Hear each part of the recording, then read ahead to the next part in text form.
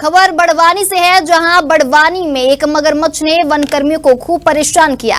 उनसे 12 दिन तक जमकर मशक्कत कराई, उनके पसीने छुड़वा दिए, तब कहीं जाकर शातिर मगरमच्छ पकड़ में आया। बड़वानी में कलेक्टर कार्यालय के करीब स्थित तालाब से मगरमच्छ को रेस्क्यू किया गया है। तालाब में पिछले कई दिनों से मगरमच्छ की मौजूदगी से सजवानी और बड़गांव के ग्रामीण दहशत में थे। तालाब नगर के व्यस्त क्षेत्र में होने के कारण स्थानीय नागरिकों की चिंता बढ़ गई थी। वन विभाग की रेस्क्यू टीम पिछले 12 दिनों से मगरमच्छ को पकड़ने का प्रयास कर रही थी। रविवार शाम को टीम ने विशेष दरवाजेदार पिंजड़े का इस्तेमाल कर मगरमच्छ को सफलतापूर्वक पकड़ लिया।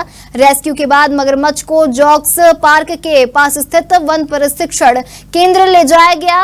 वन मंडलाधिकारी आशीष बंसोड़ के अनुसार पानी में मगरमच्छ को पकड़ना मुश्किल था। टीम ने उसके जमीन पर आने का इंतजार किया। मगरमच्छ कुछ समय के लिए बाहर आता था, इसलिए विशेष रणनीति अपनाते हुए पिंजड़ा पानी में उतारा गया। 2 दिन में मगरमच्छ पिंजड़े में फंस गया। बड़वानी के नजदीकी तालाब में मगरमच्छ के होने की सूचना हमें प्राप्त हुई थी 15 दिन पहले।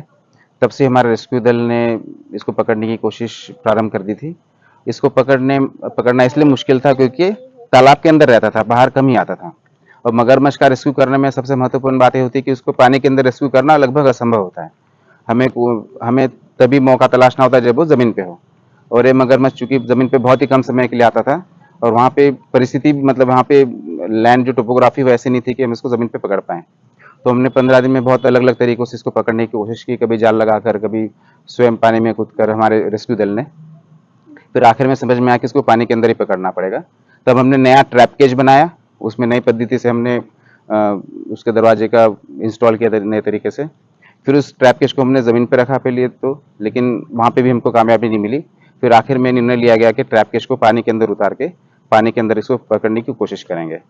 और इसमें हमें करीब 2 दिन में हमको सफलता प्राप्त की। अब इसको सुरक्षित स्थान पर छोड़ा जाएगा।